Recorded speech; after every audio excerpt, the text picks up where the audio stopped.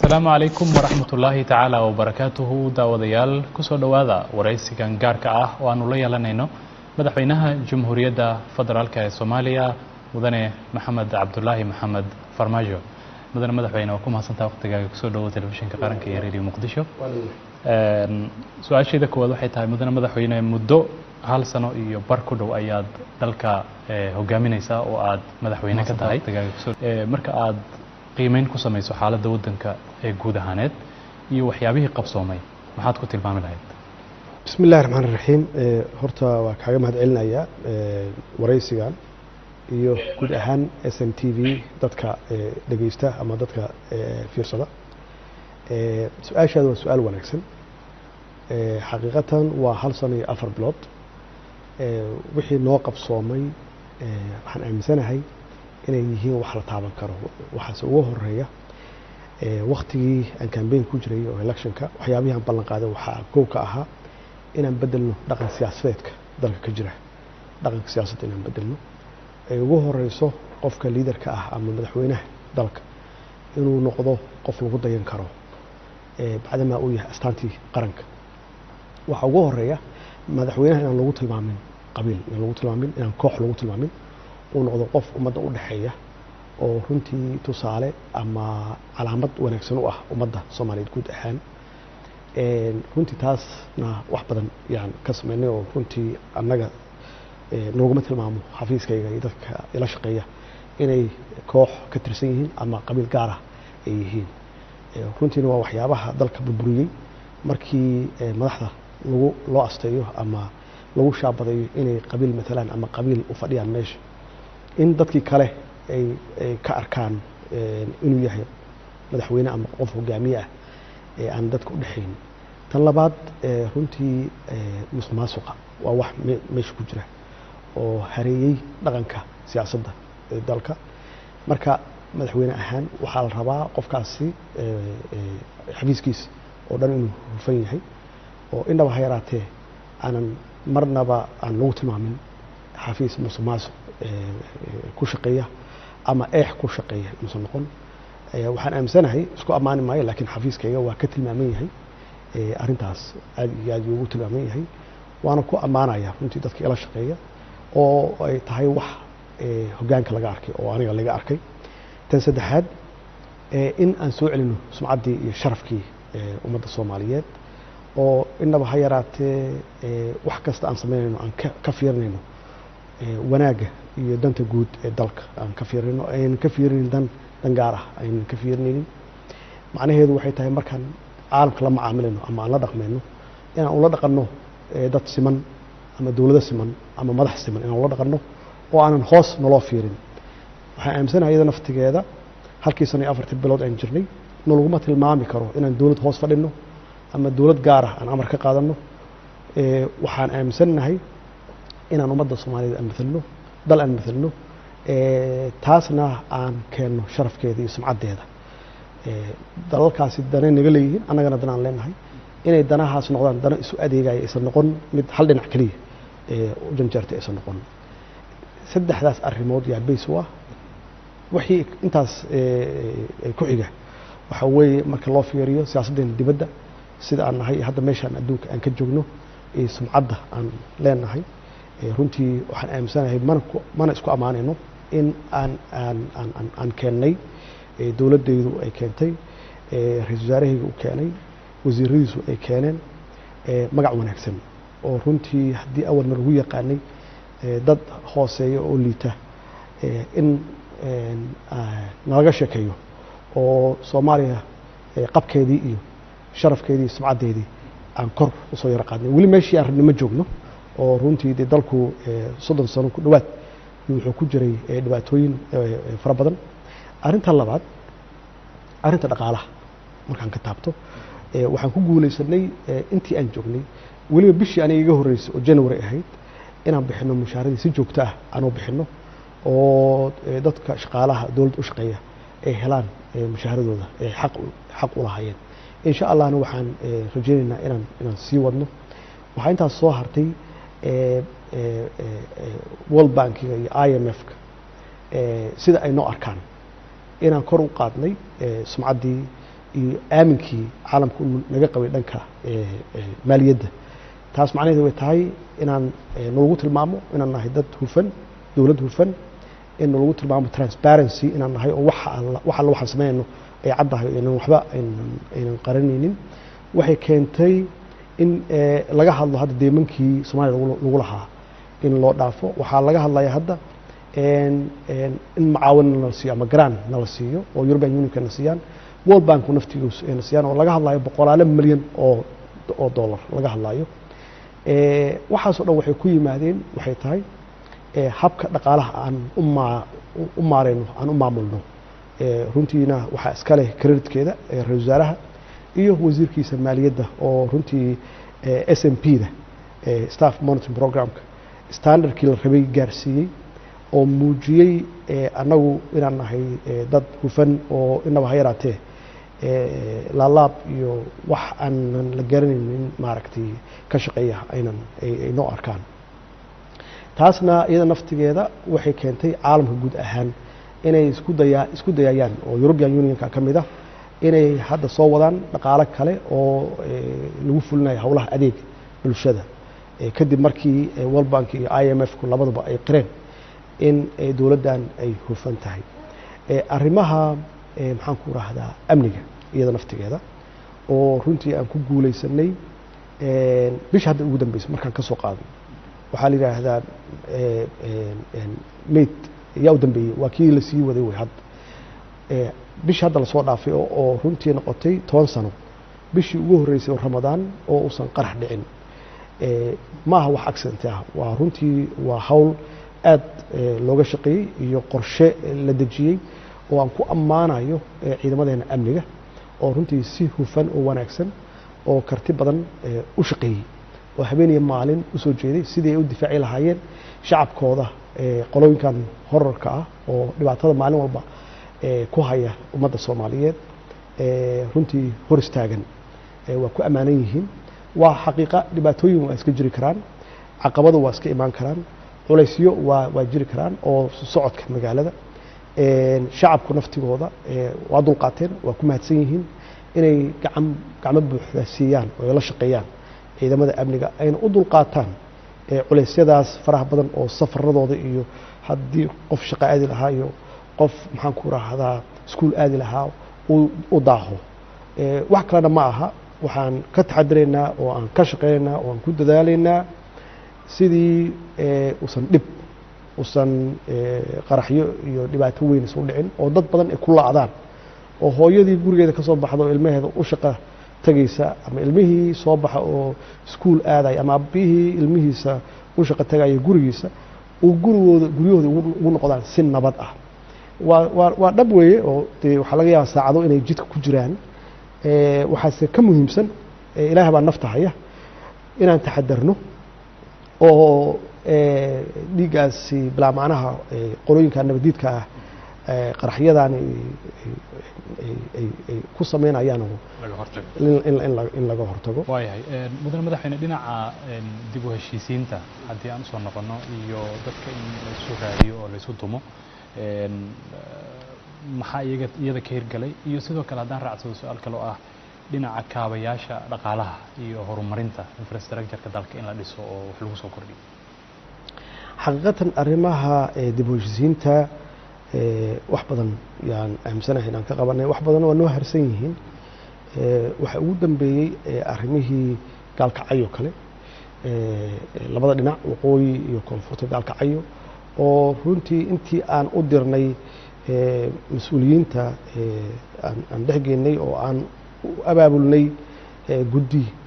ay qayb ka yihiin salaadiinta iyo dadka mas-uuliyiinta ah oo labada dhinac ah inaba ha yaraat hadda inaysan dhibaato dhicin muddo adigu 6 bilood 7 bilooda aysan dhib dhicin waxaa laga hadlay berdhoweed inay jiraan 2 jid oo muhiim ah oo isku xiri doona Muqdisho iyo Afgooye iyo Muqdisho iyo Jowhar goorma ayaa aad u sheegi kartaa madaxweyne inay arintaas dhaqangal noqonayso oo aan filanayna in howlaha arintaas la xiriira ay bilowdaan ama jidadkii la dhiso oo dadku ay ku socdaan isticmaalaan jidadkaas waa dhab iyo jidad badanba waxaa ku socda design yaa ku socda designkii waa dhow yahay waa jidka xamar iyo jowhar oo aan filayno inuu noqdo jid highway ah oo laba aaday jowhar iyo laba ka soo noqdo jowhar agagaarkaas jidka la sameynayana aan adeeg geenno oo adeegii ay u baahnaayeen sidaasoo kale xamar ilaa afgooye iyada naftigeeda qorshaha ayay noogu jirtaa ilaa marka hadduu eebba yiraahdo marka waxaa intaas soo haray magaalada muqdisho naftigeeda tiyaatarkii waxaan rabnaa inaan dib u soo celinno si fankii iyo suugaantii loo helo hooy ummadda soomaaliyeed ay dib ugu soo noqdaan isbartiibooyinkii sidaasoo kale iyaga naftigooda waxaan qorsheynaynaa sanadkan dhexdiisa inaan furno isbartiibooyinkii waaweynaa sida stadium muqdisho hadduu eeb yiraahdo mudane madaxweyne haddii aan intaas uga gudbo dhowaantan waxaa lagu soo gabagabeeyey magaalada baydhabo oo ka dhacay shirkii amniga iyo khayraad wadaagga oo dowladda dhexe oo aad adigu hogaaminayso iyo dowlad goboleedyada xubnaha ka ah federaalkuba ay goobjoog ahaayeen shirkaas waxaa ka soo baxay qodobo badan oo masiiri ah runtii oo ay ka mid yihiin wadaagga khayraadka waddanka dhammaystirka dastuurka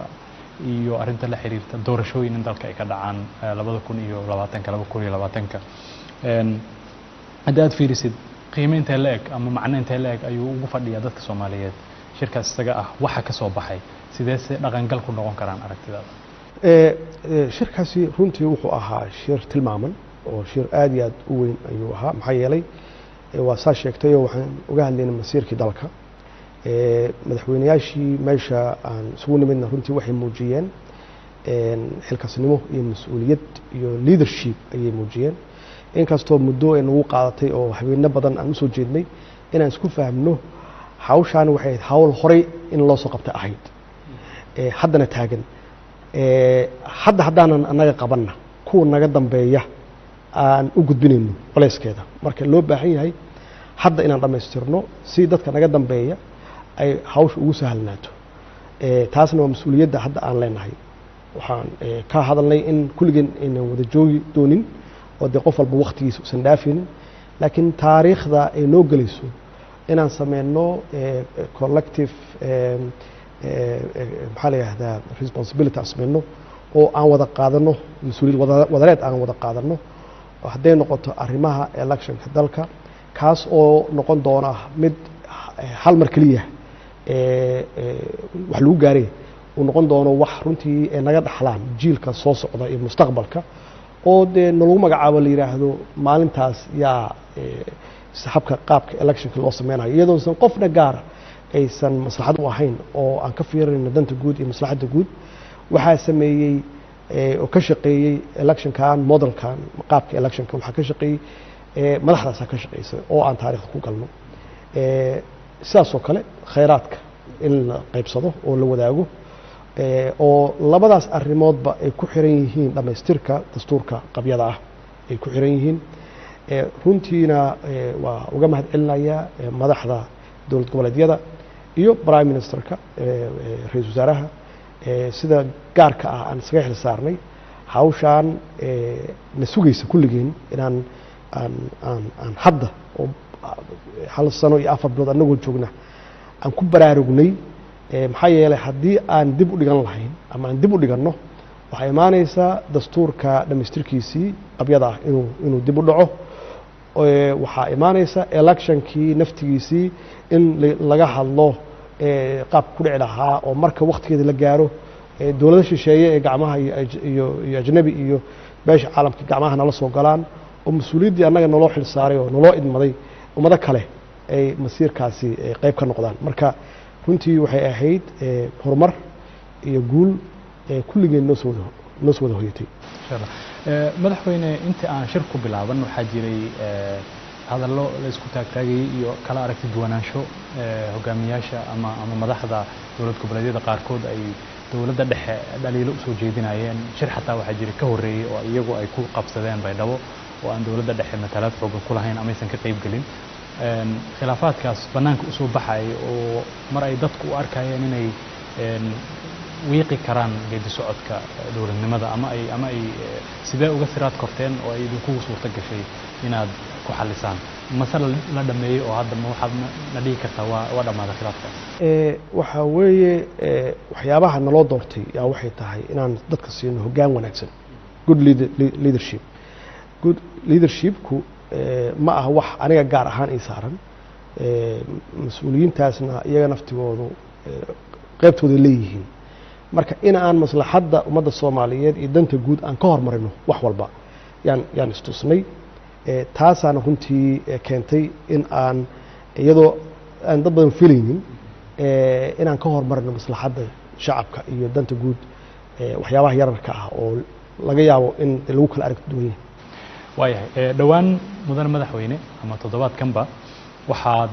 dalka yimid oo muqdisho soo booqday ra-iisul wasaaraha Ethiopia Abiy Ahmed oo ka jawaabaya casuumaad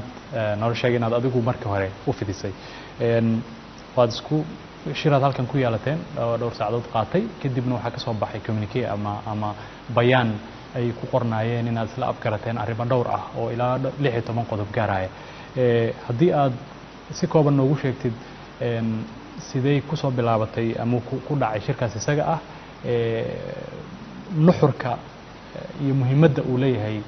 safgaradka idin dhexmar adiga iyo ra-iisul wasaaraha Ethiopia muxuu yahay horta alxamdulilah ilaaha mahad iska leh inta badan marka madaxda adduunka aan hor fariisanayno oo inta badan waxaan kala hadli jirnay waxa la yiraahdo amni security oo kaliya xaqiiqatan shirkan iyo safarkan oo prime minister Ethiopia Dr. Abiy oo ku yimid Soomaaliya wuxuu ahaa guud ahaantiisa xiriirka labada dal si loo xoojin lahaa isagoo ku dhisan ama ku base garaysan is-ixtiraam iskaashi iyo wada shaqayn in midka kale uu ixtiraamo qaranimada iyo jiritaanka iyo midnimada dal walba uu leeyahay taas waxay ahayd base-ka aasaaska wada hadalkeena horta tan labaad waxay ahayd dhaqaale awal waxaan ka hadli jirnay amni iyo security aan ka hadli jirnay marka waxaan aaminsanahay inaan soo gaarnay level aan hadda uga hadli karno sidii dhaqaalaha aan u kobcin lahayn sidii dawladaha dariska ah Ethiopia iyo Kenya aan uga hadli lahayn isu socodka dhaqaalaha iyo socodka xorta ah ee bulshada waxaan aaminsanahay inaan taaganahay meel fiican hadiiba annaga laga damci karo annagoo isu haysanaa maaragtay inaan wax badan ka harnay dawladaha dariska iyo caalamka oo dagaalkii sokeeye iyo burburkii iyo dagaalada nagu socda darteed in rajana laga qabo oo dawladuhu ay aaminsan yihiin Soomaaliya inay soo kabsatay ay cagaheeda ku istaagi rabto ama ku istaagtay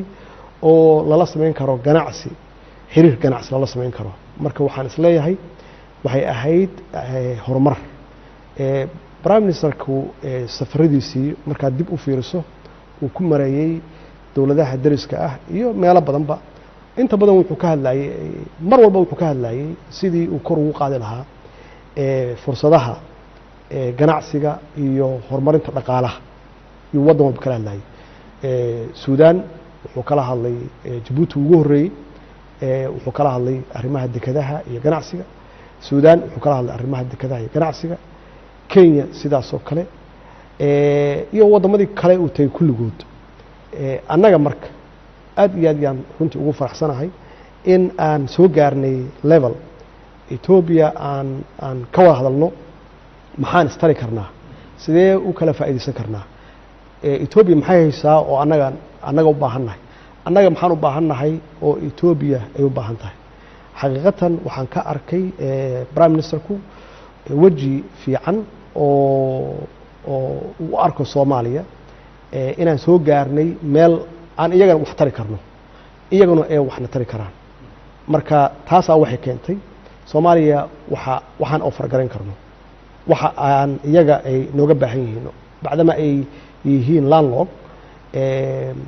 aysan dekada lahayn maxaan annaga Soomaaliya aan dhaqaalahooda aan ku kordhin karnaa waxa weeye waa dekado dekadahaasna anagu dhaqaalo uma haysano iyaguna dhaqaalo uma haystaan ku dhisaan laakiin waxaa bilaabanaya markiiba haddii dekedahani ay ku wajahan yihiin inay supply gareeyaan 100 milyan oo Ethiopiana oo aan dekada lahayn in dalal iyo shirkado badan iyo shakhsiyaad badan oo ganacsato ah ay maal gashadaan maxaa yeelay meeshaas waxaa jooga consumers badan ayaa jooga annagu markaa cid alla ciddii maal gashanaysa dekedaheena afar keliya maaha xitaa waxaan jeclaan lahay inay ka bataan bacdamaa aan 3,300 oo kilomitir aan leenahay oo ah xeebta ugu dheer Africa inay noqoto xeebaheena ay noqdaan xeebaha markab kasta oo soo maraya aaga uu istaagi karo uu ka qaadan karo shidaal uu ka qaadan karo raashin uu ku nasan karo bacdamaa ilaa 60,000 ilaa 70,000 oo maraakiib ay maraan aaga ay maraan marka in annagu aan noqonno ilaahina uu nagu abuuray meel istaraatiijig ah inaan noqonno dal istaraatiijigiisa ka faa'iideysan kara oo uga faa'iideyn kara dariskooda iyaguna waxay hayaan population aad fara badan 100 milyan 100kaas milyanna waxaa ku xiga South Sudan iyada naftigeeda ilaa Uganda dadkeenana waxaa la ogyahay inay u tagaan ganacsi iyo baayac mushtar u tagaan ilaa Koonfur Africa ilaa West Africa marka haddii aan u soo dhaweynay opportunity iyagoo dalkoodii jooga aan u keenay wax alla wixii ay uga baahnaayeen si ay dhaqaalaheena Soomaaliya dhaqaalaha ganacsadeena ay u kobocdo inaan u keeno fursadaas runtii waa mas'uuliyad haddana saaran shalayna na saarnayd oo aan ka gaabinay dadkan soo socda oo na bedeli doonana aan u fudeyn iyo jiilka soo socdaba aan u fudeyn doono si ay noloshooda iyo mustaqbalkooda wax uga bedesho arrintaas waayahay mudane madaxweyne qodobka ugu hadalhaynta badan arrinta heshiiska ama heshiiskan aad adigii ra-iisul wasaare AP aad isla gaarteen ee ku saabsan dekadaha ayaa dood badan dhaliyey oo dad badan ay hadal hayaan oo ay leeyihiin dawladdu dekadihii ugu muhiimsanaa dekado ayay siinaysaa Ethiopia arrintaasna ma qabato dadka Soomaaliyeed marka dawladdu dekadihii u gacan gelinaysaa wadan rival nala ahay ama duruufo kala duwan xaalado kala duwan aan isla soo marnay marka arrintaas iyada ah maxaad uga jawaabaysaa xaqiiqatan horena waa u sheegaa meeshaan waxaa jira dhaqan siyaasadeed oo aan la ogolayn in hore loo socdo oo mar walba la isku dayo wixii ummadda loo qaban lahaa ama wax alla wixii horumar ah in cagaha la qabto xaqiiqatan dekad cid la siiyey ma laha dekaduhuna Soomaaliya ku yaalaan waxay u baahan yihiin dhaqaale lagu horumariyo oo lagu dhiso iyo u baahan yihiin dhaqaalahaas la gelinayana saan sheegay Soomaaliyana ma laha Ethiopiana ma laha waxay ka imaan karaan meel walba waxay ka imaan karaan Asia waxay ka imaan karaan Khaliijka waxay ka imaan karaan Mareykanka waxay ka imaan karaan Afrikada kale waxay ka imaan karaan ganacsatada Soomaaliyeed cid walba yaa diyaar u ah inay maal gashato laakiin muhiimaddu waxay tahay waa la tartamaya waxaa kula tartamaya maxaan ku raahdaa Mombasa yaa kula tartamaysa waxaa kula tartamaysa Port Sudan yaa kula tartamaysa waxaa kula tartamaya anu tartan ma arko Djibouti dad waalehna weeye intaasoo idil yaa tartan kugula jira oo muhiimaddu waxay tahay inay dhaqaalahooda kor u kiciyaan kor u qaadaan inay shaqo abuur dadkooda u sameeyaan in miisaaniyadda dawladooda ee kor u kacdo in jidad la sameeyo oo isku xira Soomaaliya iyo meel walbaba la isku xiro marka qof alla qofkii diidan horumarkaas anu waxaan aaminsanahay waa dhaqankii hore u jiray oo aan Afrika iyo Asia iyo caalamka aan uga harnay oo aan la ogolayn Soomaaliya inay hore u dhaqaaqdo laakiin dekadahan iyo siyaabo kasta oo Soomaaliya loogu sameyn karo maalgashi iyo investment waxa weeye waxay ku bilaabataa vision iyo aragtidaasna waxaa ku xiga farsamadaasa waxaa ka soo baxa marka dhaqaale intee la gelinaya xagee laga dhisaya wixii jidad noocee ah yaa la sameyn matarin yaa la sameyn doonaa ma garat oo u kala goosha Afrika oo dhan waxaa studigaas la sameynaya ama farsamadaas ay ku jira dhaqaale intee la eg intee ballaceedu leegyahay waxaasoo idil kadib yaa waxaa la gaaraya heshiis agreement wax la yidhaahdo agreementigaasna waxaa la horkeenaya baarlamaankaa sharciyeenaya marka waa process dheer laakiin waxaa la isku dhaafay vision wax la yidhaahdo aragti dheer marka aragtidaas dheer yaa lagu kala hormaraa marka aragtideeda iyo aragtida dowladdana waxay tahay sidii Soomaaliya aan fakhriga uga saari lahayn dalkeenu wuxuu ku yaalaa meel ilaahayna siiyey oo strategic ah dalkeenu wuxuu leeyahay khayraad ayuu leeyahay shidaal ayuu leeyahay wuxuu leeyahay kalluun ayuu leeyahay macdan ayuu leeyahay xooluu leeyahay beeruu leeyahay macnaheedu waxay tahay cid walba oo wax gashan karta waa inay soo marto albaabkaasna wuxuu yahay dowladda federaalka ah weeye kabacdina aan aragno waxa ay hayaan laga munaaqishoodo heshiis la gaaro sharci loo bedelo ma garat markaasi intaas markaas ku soo waxay ku soo dhamaanaysaa annaga waxaan qaadanaynaa wixii danta noogu jirto aan qaadanaynaa wadaniyaddu ma aha dagaal iyo qori iyo wax iska celin maaha wadaniyaddu ama patriotismku waxay tahay inaad waxaaga aad haysato aanad kubciso adoo xafidanaya oo ilaashanaya oo danahaaga ilaashanaya inaad ka shaqayso sidii aad u kobcin lahayd aad u korin lahayd si aad ula tartanto caalamka taas way patriotismku mudan madaxweyne dhawaan waxaad booqatay waddanka Kenya oo aad hal maalin booqasho ah ku tagtay ka horna ay jirtay booqasho state visit ama booqasho rasmi aad ku tagtay waddanka Kenya sanadkii tagay adoo markaas xafiiska ku cusbay booqashadaadan maxay diiradda saaraysaa oo ay ku saabsaneen booqashadeedu waxay ahayd hal maalin oo xaqiiqatan degdeg ah ay ahayd arrintaasina waxay ahayd arrin ku wajahan arrintii ahayd derbiga laga dhisay balad xaawo oo buuq ah oo ka dhacay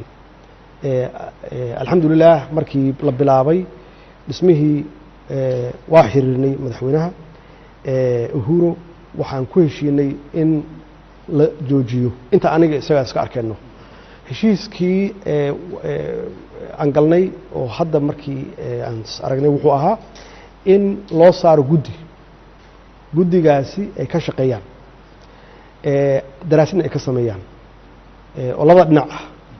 muddo 6 bilood daraasad ka sameeyaan daraasadaasna ay noo soo gudbiyaan sidii aan ka yeeli lahayn shacabkeenna Soomaaliyeed oo deegaankaas degan iyo wixii arrintaasi aan ka qaban lahayn marka tan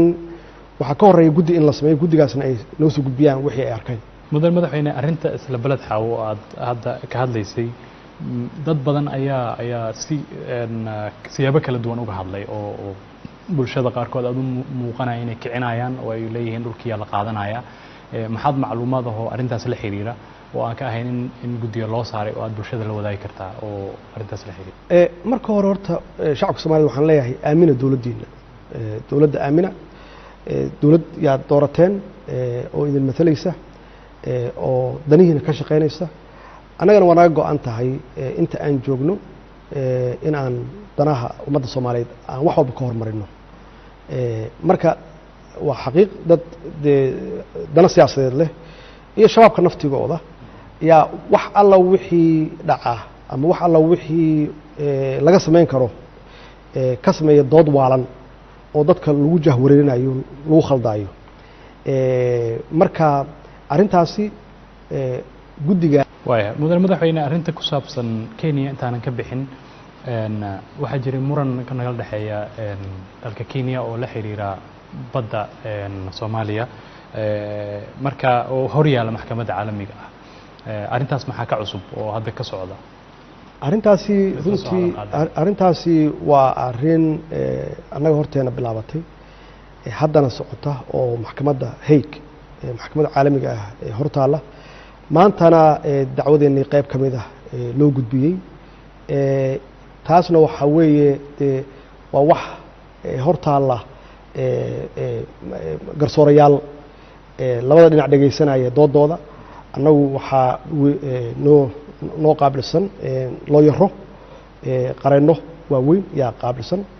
oo dee dacwadaas iyo doodaas hordhigaya taasaan u daynaya insha allah wixii ka soo baxana waa arkaynaa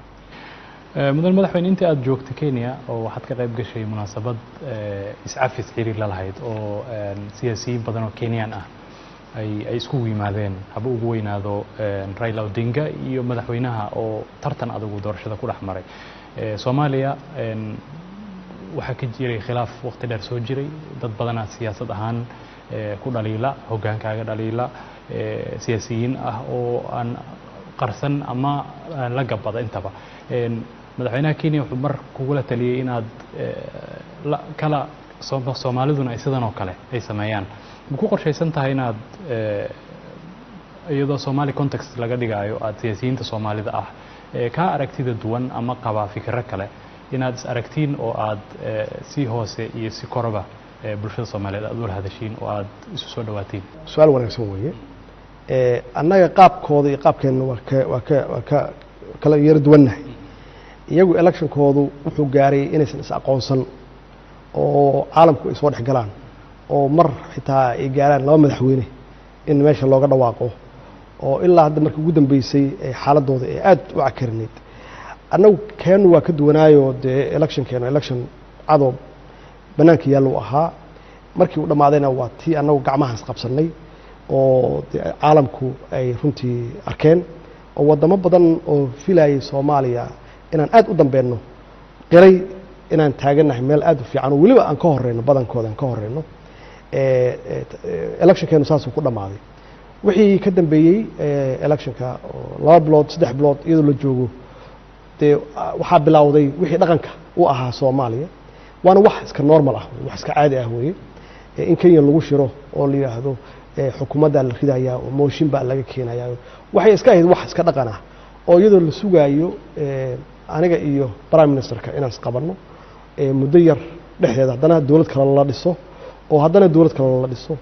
marka alxamdulillah waxaan kuu sheegayaa dawladdu waa very stable waa u baahannahay dad wax naga sheega mucaarad waa u baahannahay iyagoo looga baahan naftooda inay noqdaan mucaarad wax dhisa haddii looga barto iyaga naftigooda dad iska qayliya oo dadku xitaa credibility-ga ka lumaya sumcaddana waa ka halaabaysaa marka waxa weeye wax hadda aan oran karo caqabado ah oo dawladda dhexdeeda haysta ma jiro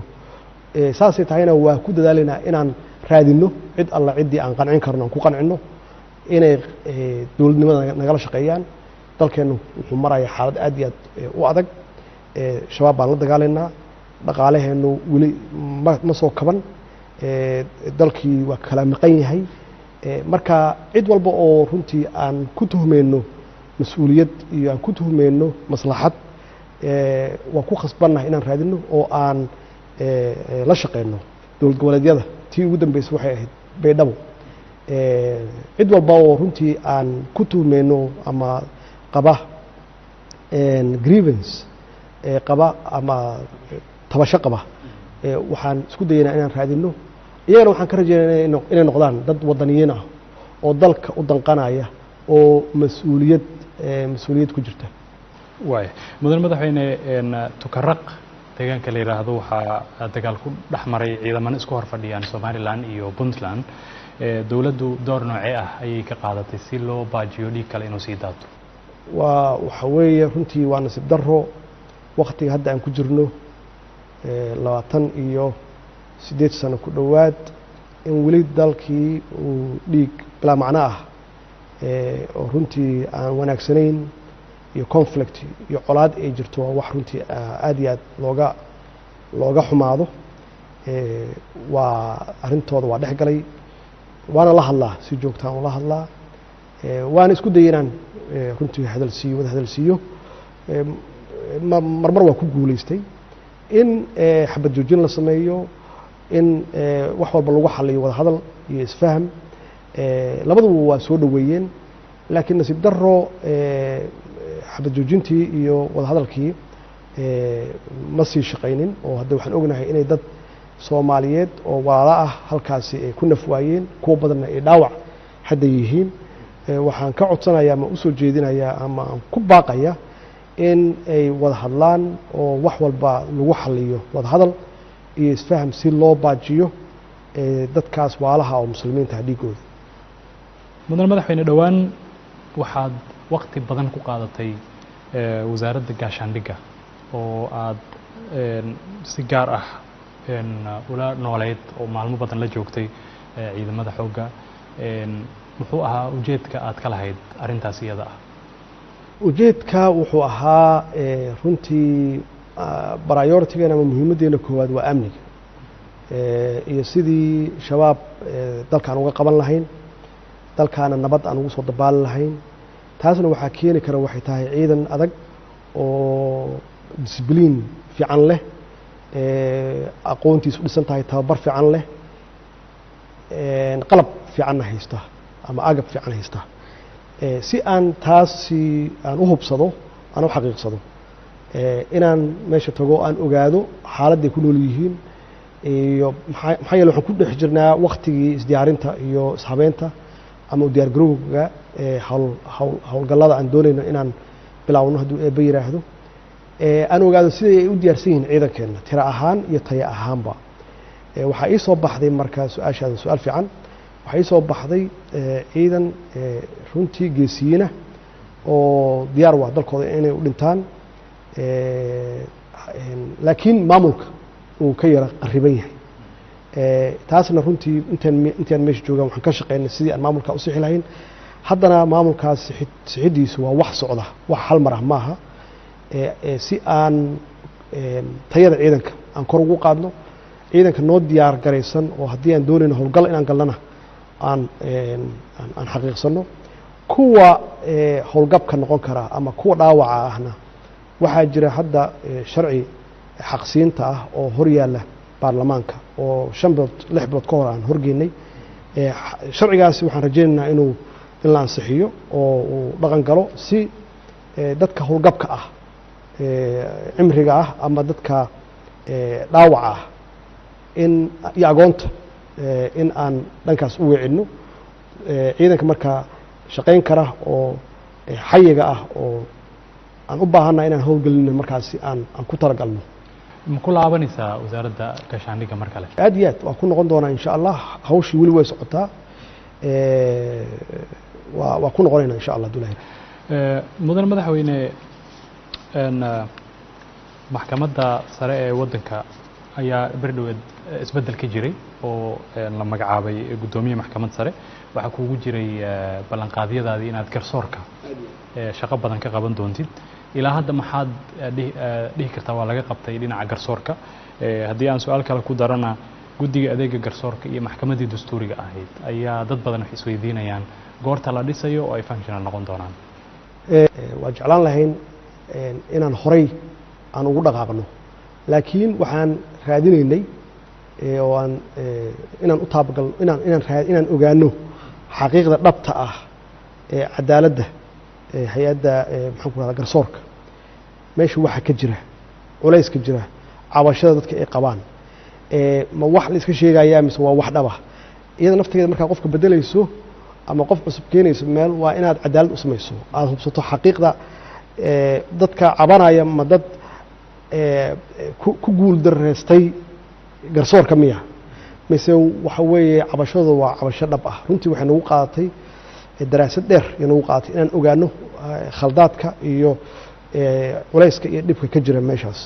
waxaa noo soo baxday inaan deg deg wax uga qabanno. qaybtii ugu horreysay waa sameynay oo dee waa magacawnay. haddana waxaan ka shaqeynaynaa garsoorayaasha hadda jooga, yaa loo baahan yahay, yaa shaqadiisa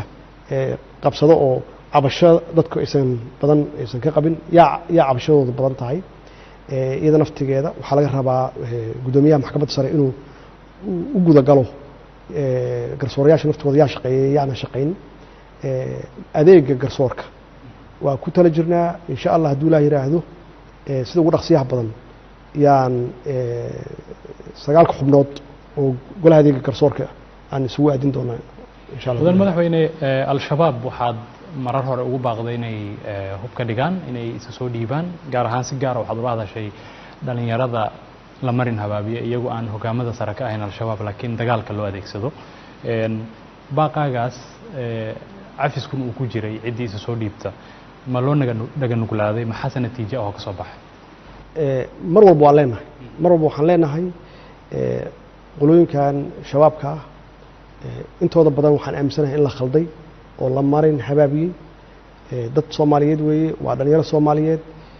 waxay leynayaan ama ay dilayaan ama isku qarxinayaan waa shacabkoodii walaalahood hooyooyinkood weeye mar walbana u sheegnaa inay ka waantoobaan ka soo baxaan diinta islaamka ma qabto qof bini aadan in la dilo ma qabto in la isdilo oo qofku isqarxiyo ma qabto diin islaam ma aha caqiida saxa ma aha mar walba waxaan ugu baaqaynaa inay ka waantoobaan oo ay ka soo noqdaan qaybna ka noqdaan runtii dhismaha dalkooda iyo horumarkooda waa soo dhaweynaynaa waxaan siinaynaa rehabilitation wax la yiraahdaan siinaynaa degaan yaan siinaynaa kii waxbarasho u baahan inaan waxbarasho u raadino ama aan siino waxbarasho kii shaqo u baahan inaan u diyaarino oo aan u tababarno shaqada ay qaban karaan marka waxaan aaminsanahay haddii dhaqdhaqaaqyada iyo howlgallada aan bilaawno hadduu ilaaha yiraahdo inaan arki doonno isbeddel dhankooda ku dhaca iyo kuwo badanoo ka yimaada oo ka waantooba oo hubka dhiga oo isu soo dhiiba insha Allah hadduu ilaaha yiraahdo mudan madaxweyne waxaa lagugu xantaa inaad marka ay waddanka crisis ka jiraan ama qadiyado u baahan in madaxweynuhu uu ka hadlo ama uu codkiisa la maqlo ay ka jiraan waddanka inaad ka aamusto oo aad waqti dheer ay qaadato in warkaaga la maqlo ama aad bulshada ka qanciso arrin u baahan inaad adigu ka hadasho ilaahay dadku ay isweydiiyaan madaxweynuhu muu hadlo marka maxaad uga jawaabaysaa fahamka noocaas ee bulshada dhexdeeda ka jira madaxweynuhu waxba kama bilowdaan way ku dhamaadaan madaxweynuhu ma hor ordi karo shaqada maxaa yeelay haddii isagu uu hor ordo oo wax laabaan xagee lagu noqonaya macnaheedu waxay tahay madaxweynaha wax uu leeyahay oo meesha wax ka bilowdaan waxay tahay magacaabista prime ministerka macnaheedu waxay tahay prime ministerka ama ra'iisul wasaaraha yaa mas'uuliyadda xukuumadda iska leh prime ministerku waxaa la shaqeeya wasiiro oo loo baahan yahay shaqada naftigeeda inuu u delegate gareeyo oo iyagu ay hawsha ay ka xigsadaan wasiiradana waxaa laga rabaa agaasimayaasha guud inay ka xigsadaan ilaa meesha ugu hooseysa ee madaxa qaybta uu hawsha ay ka bilaabato meesha hawsha ay ka bilaabato marka waa dhaqan cusub aan horay aanan dhaqan siyaasadeedka Soomaaliya aan horay looga baran laakiin waa sida saxa ah madaxweynuhu waa meesha ugu dambaysa oo la tagayo markeedu macnaheedu waxay tahay inaan aruuriyo xog inaan xaqiiqada ogaado meesha wax ka khaldan yihiin iyo meesha loo baahan yahay in wax laga saxo talooyin badanna aan geliyo kadib iyadoo la diyaarsan yahay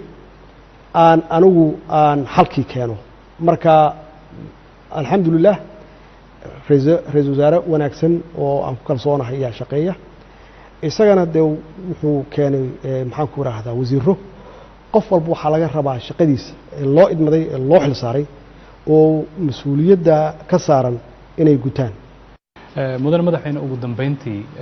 2020 ama 2021 xilligaas oo ku beegan marka ay tahay in dalka doorashooyin ka dhacaan oo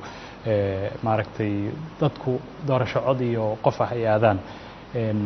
maxaad filaysaa ama xaalad noocee ah ayaad saadaalinaysaa inuu dalku ku sugnaan doono marka shaqooyinkan hadda aad sheegtay la fuliyo ama ay hirgalaan shaqooyinka hadda aan bilownay runtii waqti fiican yaan bilownay oo aan wax kasta aan qorsheyn karno dadka aan la tashan karno aqoon-yahanada aan ka qayb gelin karno hawshan hadday noqoto qaabka electionka u dhici doono dhammaystirka dastuurka marka waxaan aaminsanahay waqtiga hadda aan bilownay sidaa aan u soconno haddii aan ku wadno inaan ku tegeyno hadduu eebbe yiraahdo doorasho qof iyo codkiisa ah qof iyo cod ah shacabka Soomaaliyeed aan dib ugu celin doono talada mar dambana iyagu aysan sheegan karin in wax laga hadlayay maxaa yeelay iyagaa iskala go'aankii iyagaa dooranaya qofka ay rabaan iyagaa keenaya leadershipka iyo nooca ay rabaan marka in aan gaarsiino awooddii shacabka sida caalamka inta badan ay yeelaan ay iyagu keenaan marka qofkay isleeyihiin waa qof soomaalinimadiisa wadanimadiisu fiican tahay waa qof aamin ah oo ammaanada ummadda loogu dhiibo adkeeya qof shaqadii yaqaana qof khibraddii leh iyagaa laga rabaa inay iyagu doortaan qofka ay rabaan marka mas-uuliyadana saaran waxay tahay hadda inaan keenno qaabka ugu fiican hadduu ilaah yidhaahdo marka qolooyinka farsamada iyo technical teamka ay ka shaqeeyaan oo ay la tashadaan qaybaha kala duwan ee bulshada inay ay soo bandhigi doonaan sida ugu fiican yaana oran iyaga kaliya meesha waxaa jira guddi madax bannaan oo doorashooyinkaa jira oo iyagu naftigoodu iyagaa iska leh hawshaan oo waa madax bannaan yihiin inaan annaga aan fekerkii keenno annagoo la tashanayna iyagoo la tashanaya guddigaasi farsamada iyagoo la tashanaya guddiga madax bannaan ee doorashooyinka iyo baarlamaanka iyagoo la tashanaya in la keeno qaabka ugu fiican oo ugu habboon oo soomaalidu ay ku geli karaan doorasho ama election ku geli karaan mudan madaxweyne aad ayaad ugu mahadsan tahay waqtigaaga waa kaaga mahad celinaynaa waraysigan aad na siisay guud ahaan daawadayaal kaasi waxa uu ahaa madaxweynaha jamhuuriyadda federaalk ee soomaaliya mudane maxamed cabdulaahi maxamed farmaajo oo waraysigan aanu la yeelanaynay mudan madaxweyne aad iyo aad ugu mahadsan tahay tan iyo kulanti dambe sidaas iyo nabadgelyo wasalaamu calaykum waraxmat ullaahi wabarakaatu